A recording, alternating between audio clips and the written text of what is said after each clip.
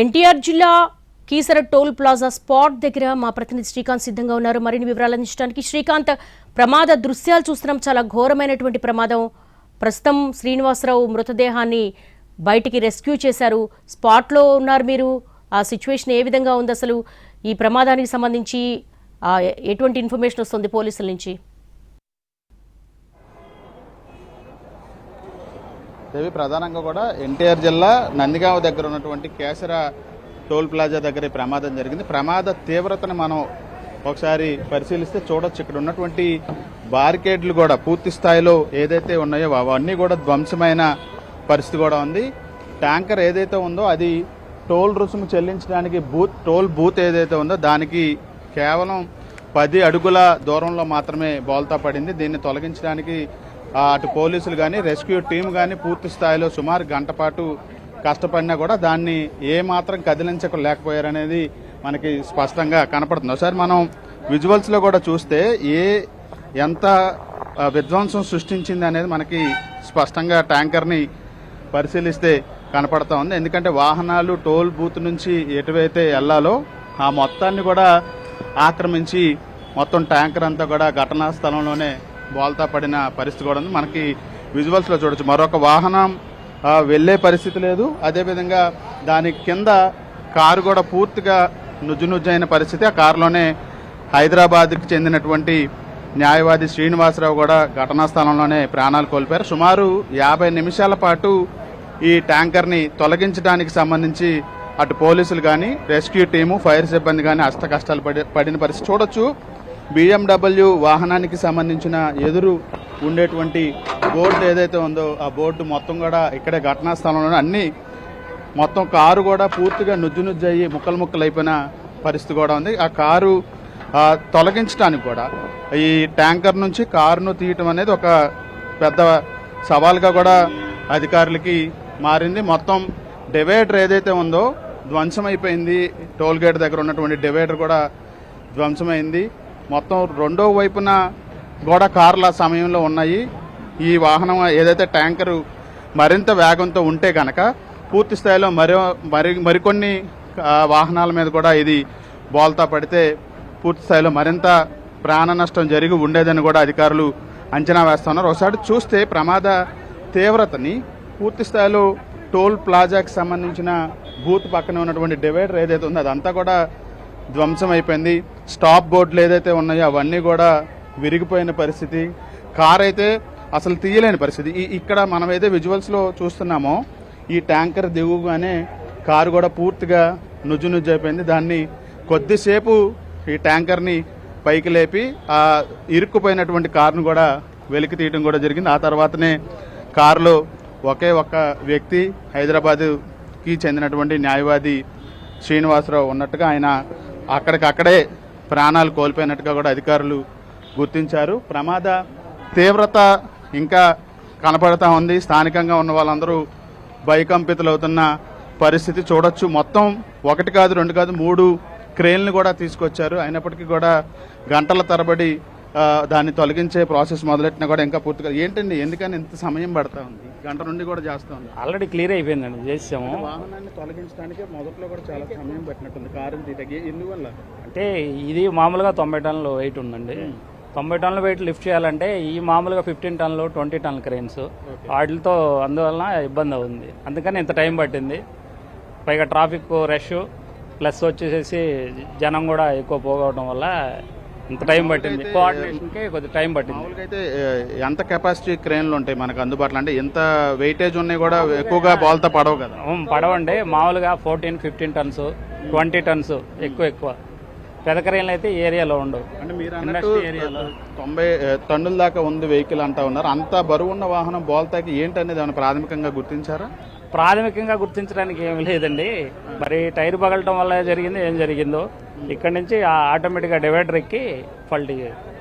ఈ బోల్తా పడినప్పుడు వేరే కార్లు ఏమైనా ఉన్నాయి? ఇది ఒకటేనా? అది ఒకటే కారు ఉందండి. అంటే ఎదర కార్లు ఆల్రెడీ రెడీ అయ్యి వెళ్తా ఉన్నాయి. రన్నింగ్లోనే జరిగింది. ట్యాంకర్ బాగా స్పీడ్కి రావడం వల్ల. రెస్క్యూ ఆపరేషన్ కూడా గంట సేపుకు పైగా ఆ కారులో ఎంతమంది ఉన్నారో తెలియలేదు. చివరికి ఒకళ్ళు ఉన్నారని తెలిసింది. అసలు తొలగించడానికి ఉన్నటువంటి గ్రౌండ్ లెవెల్ ఇబ్బందులు ఏం పడ్డాయి? గ్రౌండ్ లెవెల్లో ఇబ్బందులు అంటే మెయిన్ క్రెయిన్స్ కూడా అలౌగా ఉండాలి కండి. 90 టన్స్ అంటే ఇబ్బంది అవుతుంది కదా, సింగిల్ టన్ క్రెయిన్ లేపడానికి అవ్వదు. ఎంటీ బండి అయితే ఒక క్రెయిన్తో సింపుల్గా లేపేసి పక్కన పెట్టేసేవాళ్ళం. ఏం లోడ్ ఉంది దీనిలో హ్యాష్ కానీ సిమెంట్ కానీ రెండిట్లో ఏదో ఉంటుంది. ఎక్కడికి వెళ్తుంది అనేది ఎక్కడికి వెళ్తుంది అనేది తెలియదు. చూడొచ్చు 90 టన్నుల బరువు ఉన్నటువంటి వాహనం, మొత్తం కూడా లోడ్తో ఉన్న వాహనం కాబట్టి దాన్ని తొలగించడం అనేది చాలా కష్టతరంగా మారిందని చెప్పి ఫైర్కి సంబంధించిన అధికారులు కూడా మనకి స్పష్టంగా చెప్తా ఉన్నారు. దీంతో పాటు ఖాళీగా ఉండే వాహనం అయితే సుమారు 10 నుంచి 12 టన్నుల బరువు ఉంటుంది. దాన్ని ఒక క్రేన్ సహాయంతో అయితే తొలగించడానికి వీలవుతుంది. కానీ లోడ్తో ఉన్న వాహనం అది కూడా 90 టన్నులు కలిగి ఉంది కాబట్టి దాన్ని తొలగించడం అనేది చాలా కష్టతరంగా మారింది. కాబట్టి సుమారు గంట సమయం పట్టిందని మనకి ఫైర్ శాఖ నుండి సిబ్బంది కానీ అటు స్టాఫ్ కానీ చెప్తున్న నేపథ్యంలో చూడొచ్చు ఎంత బేభత్సం సృష్టించింది అనేది మనకి విజువల్స్లో స్పష్టంగా కనపడతా ఉంది. ఎందుకంటే ఇది 10 టైర్ల పైన లారీ కావడంతో చాలా మొత్తం టోల్ ప్లాజా మొత్తాన్ని కూడా అది మొత్తం ఆక్రమించింది, బోల్తా పడింది. ఇంకొంచెం ముందుకు వెళ్తే కనుక చూడొచ్చు విజువల్స్లో కొన్ని 10 మీటర్లు 10 అడుగుల దూరంలోనే టోల్ ప్లాజాకి సంబంధించిన బూత్ కూడా ఉంది.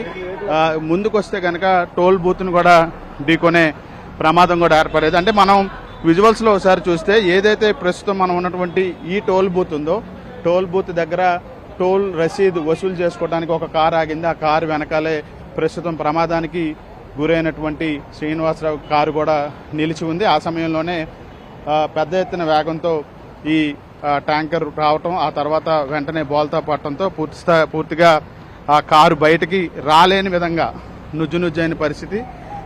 చూడొచ్చు మన విజువల్స్లో కూడా ఆ ట్యాంకర్ ఎంత బేభత్సం సృష్టించింది అనేది టోల్ ప్లాజా దగ్గర విజువల్స్లో స్పష్టంగా కనబడతా ఉంది. 2 క్రేన్లు, అదేవిధంగా 2 ఫైర్ ఇంజన్లు, ఫైర్ సిబ్బంది పెద్ద ఎత్తున ఘటనా స్థలానికి వచ్చి దాన్ని తొలగించడానికి సుమారు గంట సమయం తీసుకున్నారు. గంట సమయం కూడా చాలా టెన్షన్ పడ్డారు. ఎందుకంటే కారులో ఎంతమంది ఉన్నారు అనే దానికి సంబంధించి క్లారిటీ రాలేదు. ఒక 5గురు ఉన్నారా అనేది కొంత మొదట ఆలోచించినప్పటికీ చివరికి 50 నిమిషాల తర్వాత కారు డోర్ ఓపెన్ చేయగలిగారు. కారు డోర్ ఓపెన్ చేసిన తర్వాత అందులో ఒకరు న్యాయవాది శ్రీనివాసరావు ఉన్నట్టుగా గుర్తించారు. ఆయన సీట్ బెల్ట్ పెట్టుకొని ఉన్నారు. అయినప్పటికీ కూడా ఆయనకి తెలియకుండానే ప్రమాదానికి గురయ్యారు. సెకండ్ల వ్యవధిలోనే ప్రాణాలు కోల్పోయినట్టుగా అయితే పోలీసులు గుర్తించడం కూడా జరిగింది. మృతదేహాన్ని కొద్దిసేపటి క్రితమే ఇక్కడ నుంచి కారులో నుంచి తీసి స్థానికంగా ఉన్నటువంటి నందిగామ ప్రభుత్వ ఆసుపత్రికి తరలించారు. ఘటనకి కారణమైనటువంటి డ్రైవర్ ఎవరైతే ఉన్నారో అతన్ని అదుపులోకి తీసుకొని విచారిస్తూ ఉన్నారు.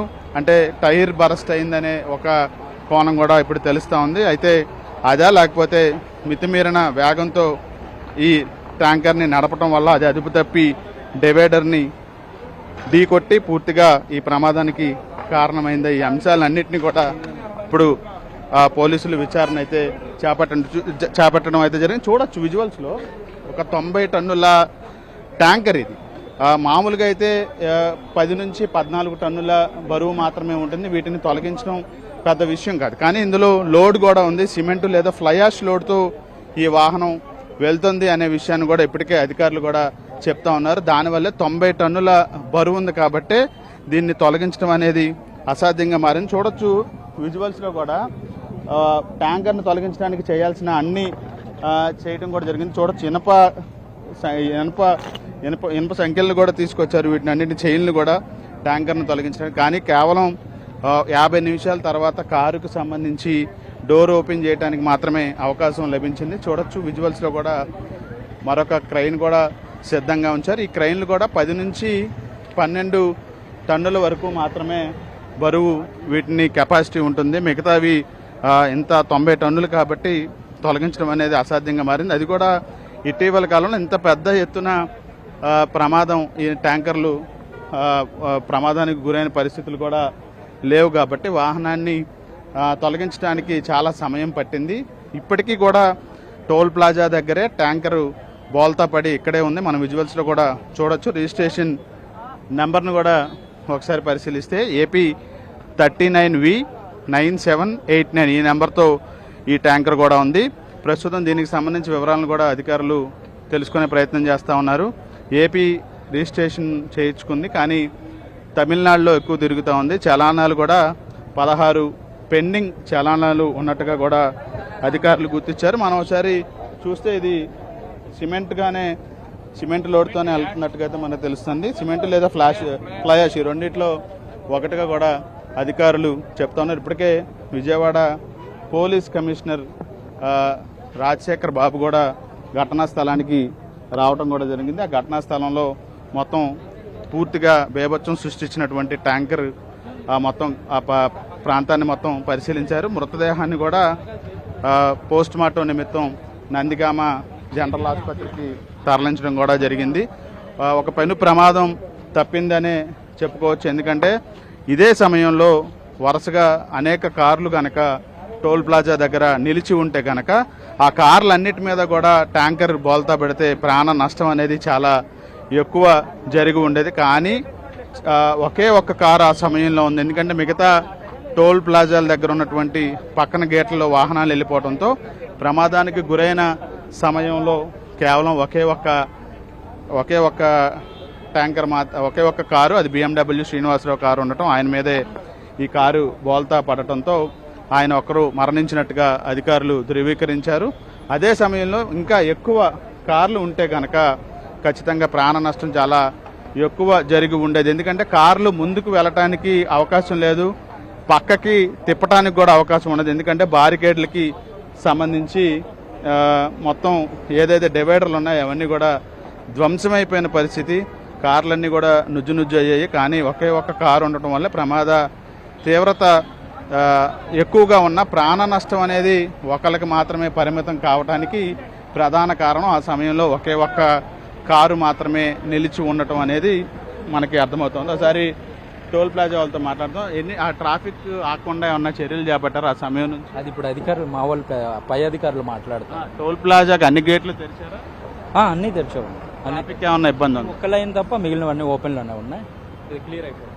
ఇది క్లియర్ చేయటానికి కూడా కొంత సమయం పడుతుంది. అప్పటి వరకు ఈ ఒక్క లైన్ మాత్రమే నిలిపి ఉంచుతాము. మిగతా అన్ని లైన్లు కూడా ఇప్పటికే ఓపెన్ చేసి వాహనాలను అనుమతిస్తున్నామని కూడా అధికారులు చెప్తున్నారు. చూడొచ్చు, భారీ క్రేన్లను అయితే అధికారులు అందుబాటులోకి తీసుకొచ్చారు. ఫైర్ సిబ్బందిని కూడా అందుబాటులో ఉంచారు. పెద్ద ఎత్తున వాహనాలు కూడా నిలిచిపోకుండా ఉండటానికి అవసరమైన అన్ని చర్యలు కూడా చేపట్టడం జరిగింది. కొంతమంది అధికారులు కూడా ఉన్నారు. ఒకసారి ఎందుకంటే సుమారు గంట సమయం నుంచి ఈ ట్రాఫిక్కి సంబంధించి ఎటువంటి ఇబ్బందులు తలెత్తకుండా ఉండటానికి అన్ని ఏర్పాట్లు కూడా చేశారు. ఒకసారి ఫైర్ సిబ్బందితో మాట్లాడదాం. సార్, గంట సేపు సమయం కూడా పట్టినట్టుంది. ఎలా రెస్క్యూ ఆపరేషన్ పూర్తి చేశారు? అంటే ఏం లేదండి, మాకు మెసేజ్ రాగానే ముందు కంచర్లో ఫైర్ స్టేషన్ బండిను, తర్వాత మన నందిగాం బండి కూడా చేసాము. ఎందుకంటే బండి పడిపోగానే ఆయిల్ లీక్ అయిన ఫైర్ అయ్యి ఇది మళ్ళీ చుట్టుపక్కల అందుకని వెంటనే వచ్చాం. తర్వాత ఈ విధంగా హెవీ వెహికల్ అనేది తెలియదు, కానీ మన విజయవాడ నుంచి కూడా రెస్క్యూ టెండర్, ఎందుకంటే మనకు కట్ చేయాలనేది విజయవాడ రెస్క్యూ టెండర్ వచ్చిన తర్వాత ఆ విధంగా క్రెయిన్లు మిగతా నేషనల్ హైవే అథారిటీ వాళ్ళతో కూడా తీసుకొచ్చి చేయడం జరిగింది. అది ఇలాంటప్పుడు క్రెయిన్ల సాయంతో ఉంటుంది. సుమారు అరగంట పాటు కూడా కారులో ఉన్న వాళ్ళు ఎంతమంది అనేది కూడా గుర్తించలేకపోయాం. ఆ డోర్లు కూడా ఓపెన్ చేయలేకపోయాం. అంటే ప్రమాద తీవ్రత అంతలా జరిగింది అనుకోవచ్చా, లేకపోతే రెస్క్యూ ఆపరేషన్కి ఇబ్బందులు ఏమి చూసి? అదే అండి, ఇప్పుడు మన హెవీ వెహికల్ ఇది బ్రేక్ ఫెయిల్ అయి పడిందని తెలిసింది.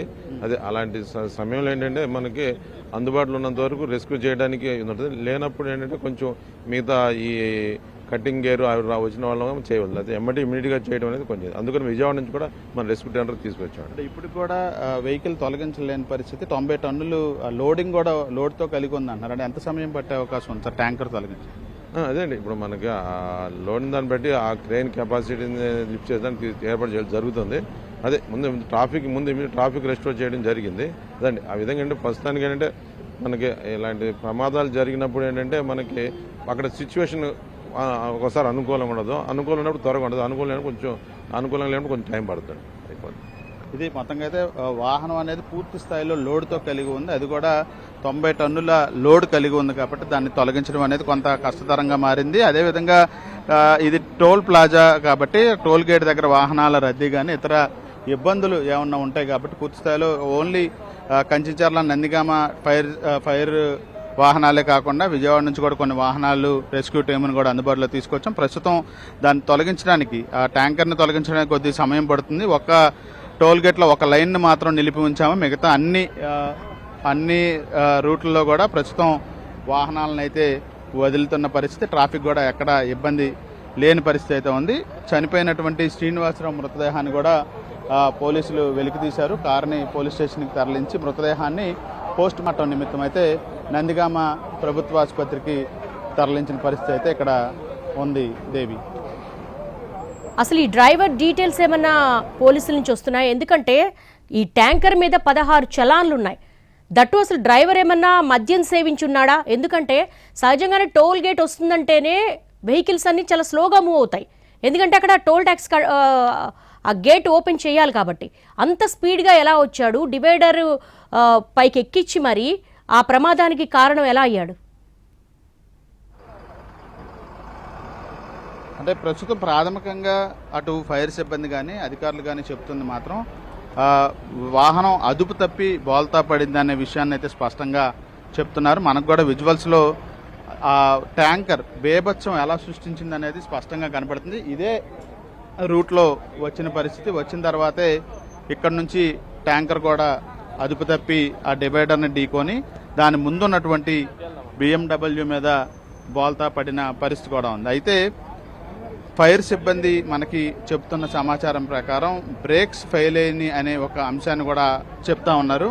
చెప్తున్న నేపథ్యంలోనే అసలు అతను మద్యం సేవించి ఉన్నాడా, లేకపోతే వాహనానికి సంబంధించి బ్రేక్స్ ఫెయిల్ అయ్యాయా, ఈ రెండు అంశాల మీద కూడా విచారణ కొనసాగుతూ ఉంది. ఎందుకంటే ఇప్పటికే ఘటన తర్వాత ఎక్కడా కూడా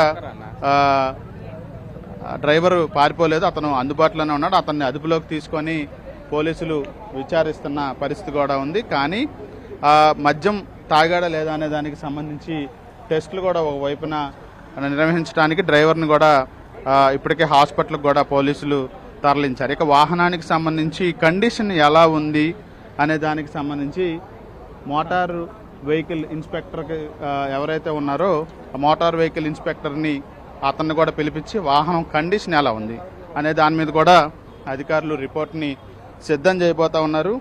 పూర్తి స్థాయిలో ఘటనకి కారణాలు ఏమున్నాయి అనే అంశం మీద కూడా విచారణ జరగబోతా ఉంది.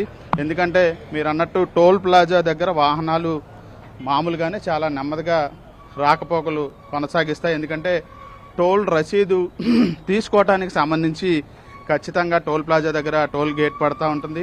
తర్వాత ఆటోమేటిక్గా టోల్ రుసుము కట్టిన తర్వాతే గేట్ ఓపెన్ అవుతుంది. కాబట్టి మితిమీరిన వేగంతో వెళ్ళటానికి అవకాశం అనేది లేదు. కాబట్టి ఇక్కడ నెమ్మదిగానే వాహనాలు వెళ్లాల్సి ఉంటుంది. కానీ అలా కాకుండా వాహనం మితిమీరిన వేగంతో రావటం, అదుపు తప్పి బోల్తా పట్టడం, ఆ తర్వాత ఒకళ్ళు చనిపోయిన నేపథ్యంలో ఘటననైతే అటు అధికారులు కూడా పూర్తి స్థాయిలో లోతైన విచారణ చేపట్టారు. ఒకసారి ప్రమాదానికి గురైనటువంటి కారు BMW కారు పూర్తిగా నుజ్జునుజ్జైంది. అసలు అందులో ఎంతమంది ఉన్నారనేది మొదట ఆందోళన చెందారు. చివరికి న్యాయవాది ఆ BMW కారుకు సంబంధించిన యజమాని ఎవరైతే ఉన్నారో ఆయన న్యాయవాది శ్రీనివాసరావు మాత్రమే అందులో ఉన్నాడు. ఆయన ఆ ఘటన స్థలంలోనే ప్రాణాలు కోల్పోయినట్టుగా కూడా అధికారులు గుర్తించారు. మొత్తం 3 క్రేన్లని ఇక్కడికి తీసుకొచ్చారు. 2 క్రేన్లు ప్రస్తుతం మనం చూసినటువంటి టోల్ ప్లాజా దగ్గరే అవి ఉన్నాయి ట్యాంకర్ను తొలగించడానికి. ఇప్పుడు మూడవ క్రెయిన్ BMW కారు చూడొచ్చు విజువల్స్లో. అసలు పూర్తిగా ధ్వంసమైంది. అసలు బతికుండే ఛాన్స్ అనేది ఎక్కడ లేదనేది మనకి స్పష్టంగా తెలుస్తుంది. చూడొచ్చు విజువల్స్లో కూడా నేరుగా కారు మీద పడి దాని ఒత్తిడికి గురవటంతో పూర్తిగా నుజ్జైన పరిస్థితి విజువల్స్లో కూడా స్పష్టంగా చూడొచ్చు.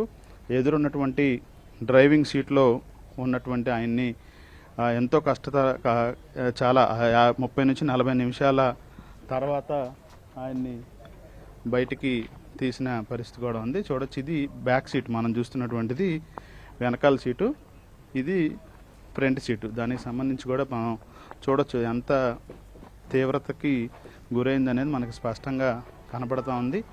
మొత్తం ఘటనకి సంబంధించి కూడా ఈ తీవ్రత ట్యాంకర్ బోల్తా పడటం వల్ల ఎంత తీవ్రతకి ప్రమాదానికి గురైంది వాహనం అనేది మనకి స్పష్టంగా తెలుస్తోంది. వాహనానికి సంబంధించిన నెంబర్ ప్లేట్ కూడా చూడొచ్చు, TS09FT 6662. మొత్తం ఈ వాహనానికి సంబంధించిన